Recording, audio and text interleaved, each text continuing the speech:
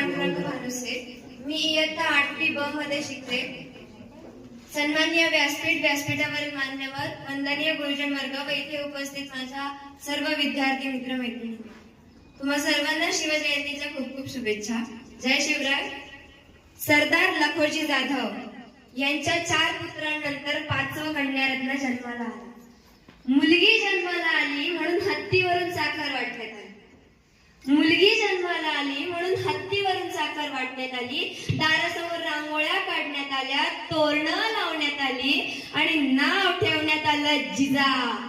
होय, त्याच जिजा ज्या अखंड स्वराज्यातल्या आया बहिणींच्या, दीनदुबळ्यांच्या, गोरगरिबांच्या आऊसाहेब झाल्या. होय, त्याच जिजा ज्यांनी स्वराज्याकरिता राजे घडविले. होय, त्याच जिजा राजमाता, राष्ट्रमाता आऊसाहेब जिजाऊंना कोटी कोटी प्रणाम.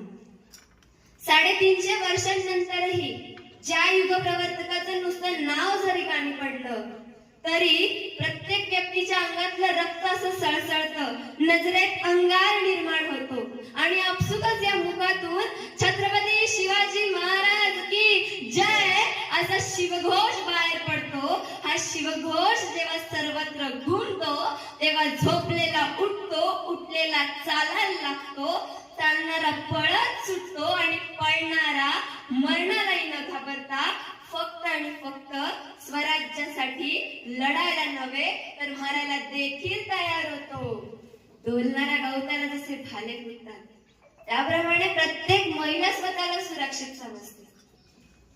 ज्या युगप्रवर्तकाचं नुसतं नाव जरी कानी पडलं तरी गणिमांच्या पायाखालची जमीन सरकून जायची. ज्या युगप्रवर्तकाने स्वराज्याला स्वातंत्र्य मिळवून देण्यासाठी छावा घडविला असे महाराष्ट्राचे आराध्य दैवत छत्रपती शिवाजी महाराज यांना मानाचा मुजरा.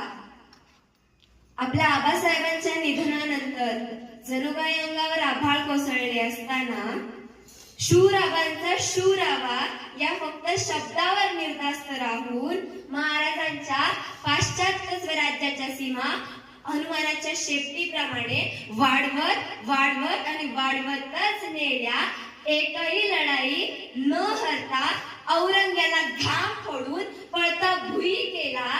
अवघ्या 14व्या वर्षी बुधभूषण नावाचा ग्रंथ लिहिला. श्री शंभो शिवजातस्य मुद्रा द्रवरीव राजते यदंकस्य विनोलेखा वर्तते तस्य नोपरी. या राजमुद्रेप्रमाणे जे स्वराज्याचे स्वराज्य रक्षक बनले